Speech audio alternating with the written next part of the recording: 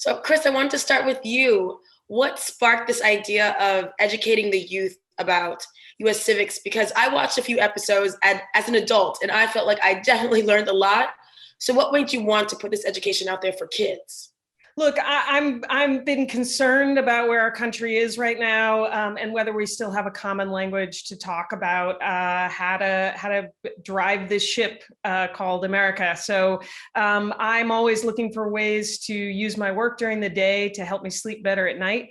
And over the last 2 years, which were really tough and pivotal years for our country, it helped me to go on to know that I was working on this and that hopefully we could engage the youth because they are absolutely the future and we need them. And then, Her, you performed the first episode about active citizenship. And it's so well done, but of course it's only 4 minutes long. So how did you decide what information you wanted to relay when writing this song? I mean, it's really like the details that really get down to it. The stuff that I think we forget. That's kind of like part of our everyday life. So that's kind of where I came from. But it's really like the simple things and kind of more so empowering people. Like, okay, this is what you can do, but know that in anything that you do, you have the power to make a change. And that was the idea of like, there are all these things, but understand that, go all the way with it and know that just that one little thing can create a really big change. And that's kind of the theme that I went for and the idea. Definitely. And then Peter, was there a specific process you took when trying to figure out how your illustrations will engage a younger audience without being too cheesy or, trying too hard? Yeah, we went for a style that was pretty simple, but that still felt grounded enough that you didn't feel like you were just watching like, you know, cartoon characters. You're watching animated characters, but there's enough reality to them and their environment that you felt like, oh, okay, I can kind of relate to this. I've been in places like this before. That's kind of key to getting people to lean in a little bit, is to make them feel like they recognize something from their own lives.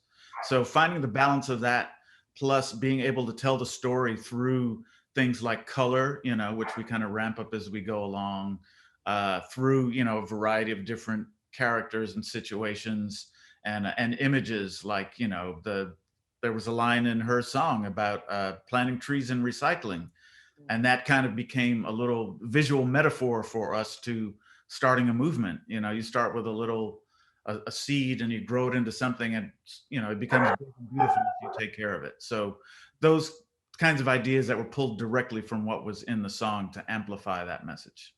Definitely, yes. And yeah, you wrote a powerful song about Black lives, and you have been pretty vocal about educating your followers and anyone who's going to listen. But have you always used music as an outlet to not only express yourself but also teach, or have you kind of evolved into this?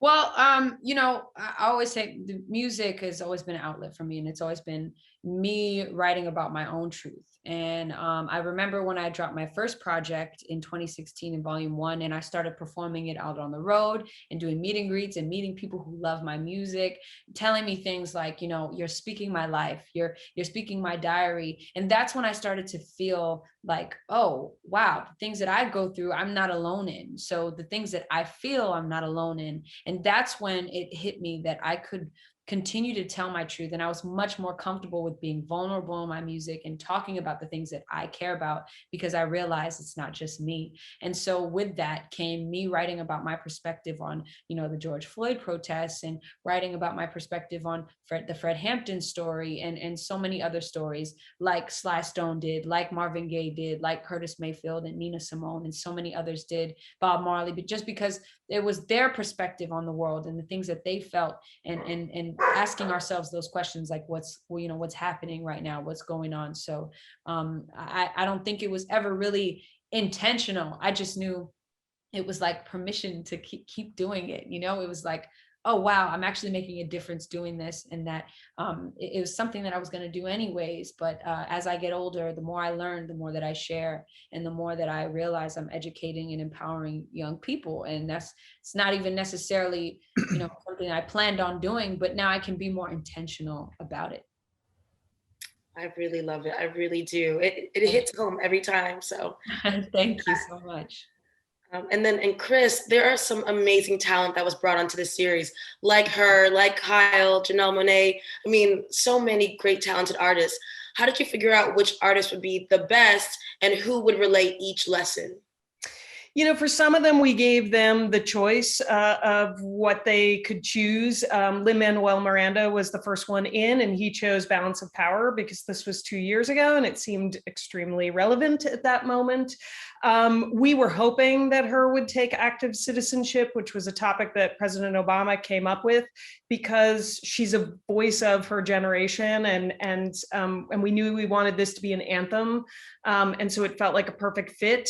Brandy Carlisle, her whole life is about the First Amendment and speaking out about what she believes. And so that felt like a good fit. You know, some of my favorites were Kyle going ahead and doing Fed versus State. And I always thought the taxes would be the last one to go. And Corday came in, was like, no, I've seen my paycheck disappear. I totally get that topic. I want it.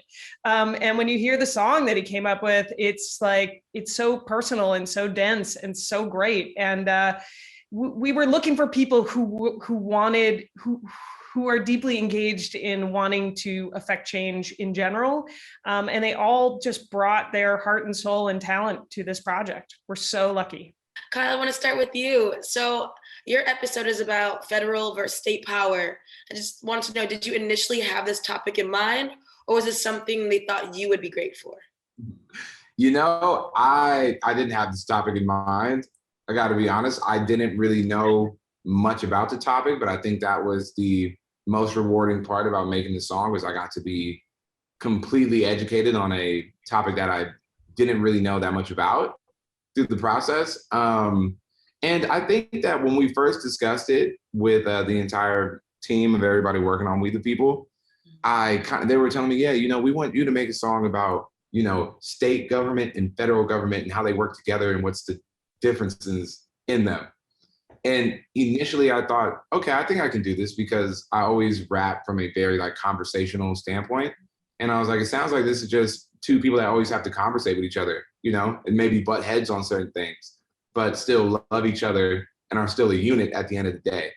And that was like my initial thought. And then I had to go do tons of research to make sure I actually knew what I was talking about.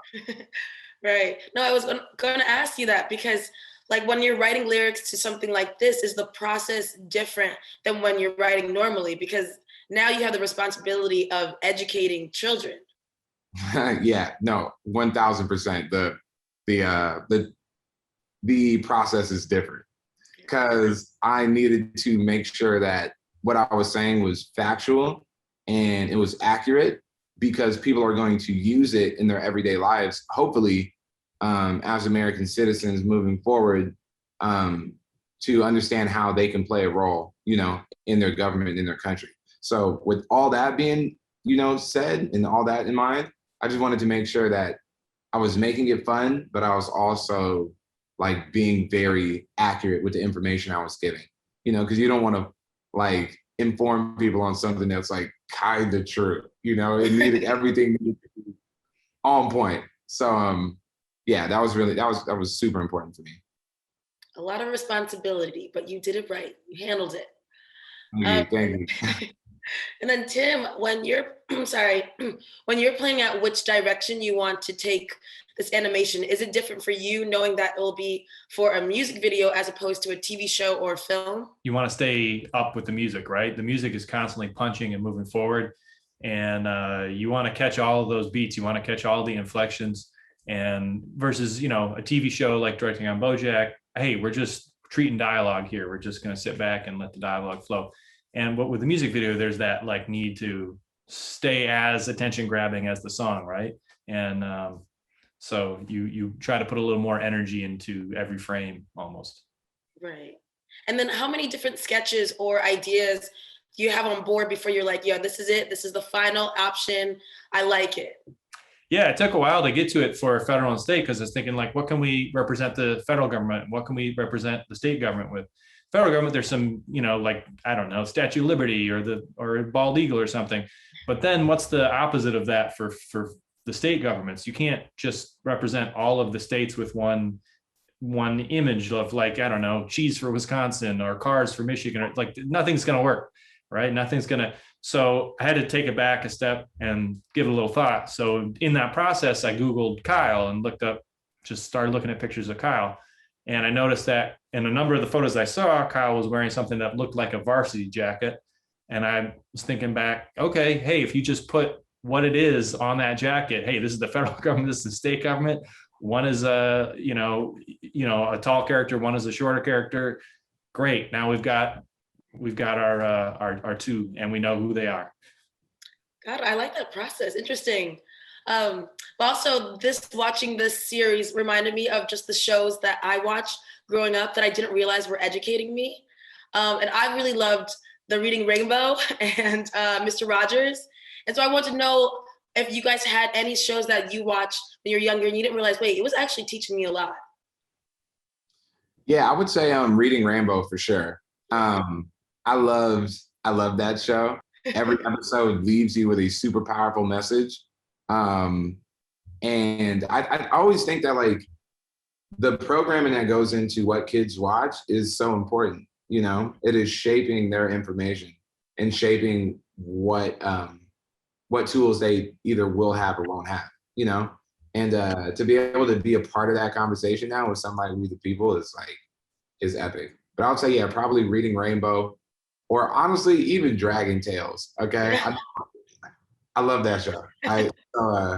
Don't tell none of my rapper friends, but Dragon Tales. It dropped some gems. I understand. Guys, this is all my time. Thank you both so much. Thank you, Paris. Thank you, Paris. Bye.